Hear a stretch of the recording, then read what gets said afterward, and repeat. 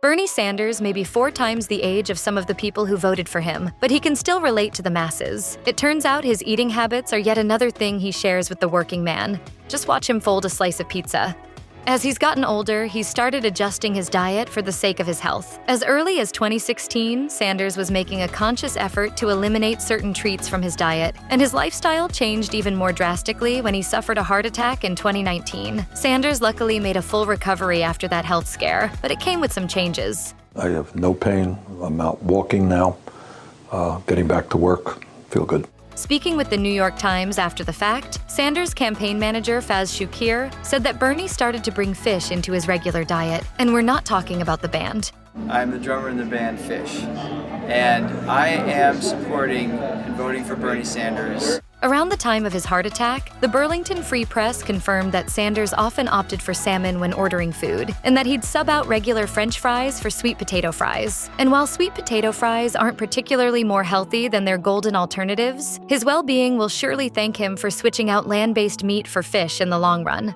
In April 2016, Bernie Sanders was right in the middle of his fight for the Democratic presidential nomination. So, naturally, the Washington Post gave the American people the exact information they needed before electing a president. A detailed profile on everything he likes to eat. Members of Sanders' family broke down exactly what his diet's like at home and on the road. And one of the mainstays was his typical breakfast of Raisin Bran, cherry juice, and an English muffin. At least, that's what he eats when he's not on the campaign trail. When he travels, Sanders' breakfasts are a little less routine. Eggs, pancakes, and bacon are all in the rotation. And no matter where he is, a nutritious breakfast is a must for the senator. During his 2020 campaign, Sanders' staff went as far as providing 3 distinct breakfast menus for Bernie and his family to make sure they got the calories they needed every day. But even with all those options, Raisin Bran is still the MVP. When the Burlington Free Press asked his wife, Jane, if he'd ever try a fad diet, she replied, "Can you imagine Bernie doing that, really?" He'd say, "Just give me my cereal."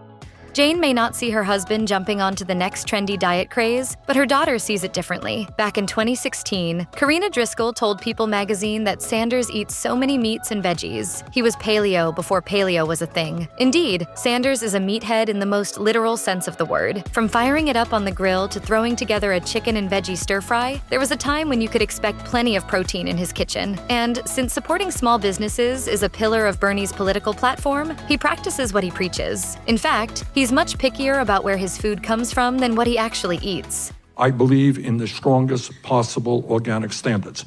If a product is going to be labeled organic, it must be organic. Much of the meat and produce he eats is whatever's in season at local farms. And he even gifted his kids community-supported agriculture shares for Christmas one year. Also known as CSAs, these allow community members to pay for a share of a local farm. In exchange, they receive regular shipments of produce. It's no surprise a democratic socialist like Sanders would see that as a worthwhile investment.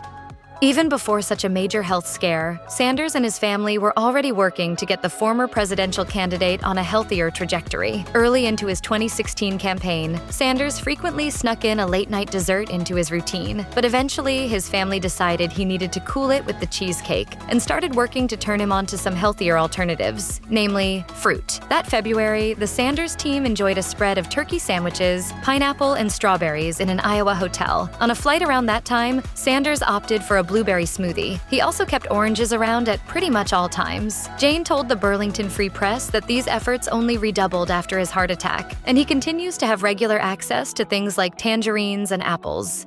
If you ask a random American to name Vermont celebrities, some of the first names they'll shout out are probably Bernie Sanders and the famed ice cream-making duo Ben Cohen and Jerry Greenfield. More widely known as Ben and Jerry, the legendary frozen treat makers are famously left-leaning, so it's no surprise that they're longtime fans of the Vermont senator. During Sanders' 2016 campaign, Cohen even endorsed his fellow Vermonter with a limited edition run of a boutique ice cream flavor he called Bernie's Yearning. He released 50 pints of the stuff, and each contained plain mint ice cream topped with a thin layer of chocolate you had to break up yourself and stir into the ice cream. The design was meant to represent the wealth inequality Sanders often speaks out against. No matter who you are, your own Ben & Jerry's flavor has to be the highest honor for any New Englander, and Bernie was totally into it when it came out. By that point, he'd publicly been a fan of Cohen and Greenfield's work since the early 80s. He even had them scooping ice cream at his victory party when he was elected mayor of Burlington. Almost 40 years later, Cohen graduated from ice cream scooper to a co-chair of Sanders' presidential campaign. He's still fighting for the same things he's been fighting for his entire life. And while Sanders may have cut down on dessert by that point, Bernie's yearning had to be as good a reason as any to cheat on his diet. Ben & Jerry's may be the biggest food brand to come out of Vermont, but if we're talking foods in general, maple syrup is probably the state's most iconic export. So it's no surprise that Bernie's a fan of the sweet goo, but only if it's the real deal. There's a big difference between true maple syrup and the plastic bottles of pancake syrup you see in stores. Real maple syrup is cooked down maple tree sap, while the alternative uses a whole slew of processed ingredients. Corn syrup, high fructose corn syrup, cellulose gum, caramel color, salt, sodium benzoate, sorbic acid, artificial and natural flavors. See what we mean? Jane Sanders confirmed Bernie's preference to the Burlington Free Press while discussing his typical breakfasts. We already know he'll indulge in the occasional pancake on the road, but if he can't have it with real maple syrup, that's a deal breaker. Vermont maple syrup or There is no war. Sanders may live in Vermont now, but he was born in Brooklyn, and he proved that in 2016 when he stopped by New York City's Coney Island during his campaign. You really can't visit Coney Island without enjoying a Nathan's Famous hot dog, and Sanders certainly didn't skip out on this tradition that day. Joined by his wife and REM singer Michael Stipe, who had introduced a rally for Sanders on the Coney Island boardwalk that same day, Bernie downed a Nathan's dog with some toppings from his childhood. A little bit of mustard and sauerkraut, nothing fancy. Mustard and sauerkraut are common toppings on Polish-style hot dogs, and since Sanders grew up among Polish-Jewish immigrants in Brooklyn, this felt like a celebration of his heritage as much as an afternoon snack.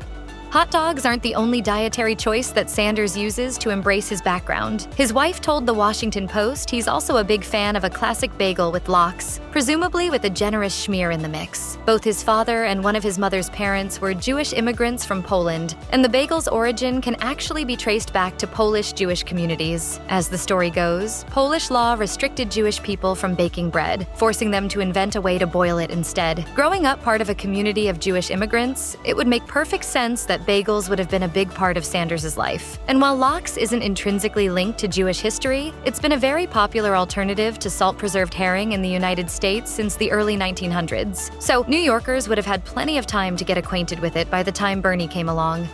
In addition to hot dogs and bagels, pizza is another essential to any New Yorker's diet. And since Bernie spent much of his young life in a borough, he dines on classic tomato pies the way a true New Yorker does. Sanders was specifically asked about his pizza technique after Ohio Governor John Kasich ate a slice with a knife and fork while he was campaigning in 2016's Republican primary. Shortly after that world-shattering incident, Sanders appeared on The View. While speaking about what he misses about the New York of his youth, a member of the show's production staff brought out a classic New York pie. Sanders understood the assignment. Not only did he forgo utensils like a sane person, he folded it down the middle in the classic New York style. Now that Sanders is well into his 80s, there are probably few Burlington residents that have a more informed opinion about what the local cuisine has to offer. And it's no surprise that the restaurants he's known to have frequented were some of the oldest in the area. He shouted out a few local favorites back in his 2016 Washington Post profile, namely the then 35-year-old spot Sweetwater's and the Indian mainstay India House. Sadly, both of those restaurants' decades-long runs have come to a close now, though Sanders also shouted out the Chinese restaurant A Single Pebble, which is still open. During Sanders' second campaign, the Burlington Free Press listed a few other local joints that he liked to frequent. The local Mexican restaurant El Gato Cantina got the #1 slot, but Italian was also heavily featured. Both Mr. Mike's Pizza and Bove's Cafe also got mentioned as places Sanders had been going for years. Bove's namesake, Dick Bove, even helped Sanders get elected mayor of Burlington in the 80s. Sanders was running a close race against the sitting mayor, but Bove was also running. By throwing his hat into the ring, Bove took voters away from the incumbent and helped Sanders eke out a win. Sadly, both Bove's Cafe and El Gato are now closed as well, but Sanders will surely spend the rest of his days lifting up whatever hometown businesses he can. The whole time he was running for president, Sanders notoriously struggled to appeal to black voters compared to some of his Democratic opponents. Possibly in an effort to mitigate this trend, Sanders made a habit of stopping at soul food restaurants in or around black communities during his 2016 campaign. In September 2015, Larry Wilmore from The Nightly Show hosted Sanders in what he called a soul food sit-down. They talked politics while enjoying a variety of dishes at New York City's Southern Hospitality Barbecue. Do you think America's ready for the first socialist president? Yeah, I do. A few weeks later, Sanders joined rapper Killer Mike for a meal at Atlanta's Busy Bee Cafe, which is famous for having some of the best fried chicken in America. Then, in February 2016, Sanders joined Reverend Al Sharpton at Sylvia's restaurant in Harlem, New York. Each of these meetups may have been more of a political move for Sanders than anything, but they definitely made soul food at least a temporary cornerstone of his diet for a good few months. Visiting the Iowa State Fair is basically a must for any major presidential candidate during an election year. And while the point of this tradition is largely to relate to Midwestern Americans, possibly the most important decision candidates must make when they go is which decadent fair food they'll chow down on. Early on, the 2020 Democratic primary field consisted of quite a few candidates, and by the time the Iowa State Fair rolled around in August 2019, a good 6 or 7 were still in contention. Andrew Yang went a little unconventional, ordering 2 whole turkey legs for his food photo op, while then California Senator Kamala Harris tried to be relatable by flipping her own burgers. In typical Bernie fashion, Sanders kept it a bit more low-key by opting for a classic corn dog. As Eater recalls, when someone asked Sanders how it was, he replied, "I'd like to make an announcement. Pretty good." By most accounts, Bernie isn't a big drinker, but when he is in the mood to lie bait, the Washington Post revealed that he'll usually opt for a red wine, specifically Pinot Noir. That's a pretty classy choice, though he does have a bit of a history with beer as well. In 2015, Sanders posed with a can of the Alchemist's Heady Topper, a critically acclaimed IPA made right in Vermont. There's no indication Sanders actually drank from the can he was holding, but with so many beer drinkers in the country, it was definitely a strategic move to appeal to them. Clearly, Sanders thought so as well, as he'd later sip from a bottle of Budweiser on The Late Show with Stephen Colbert. This time around, he openly joked about how drinking might actually help his campaign. This wins me South Carolina.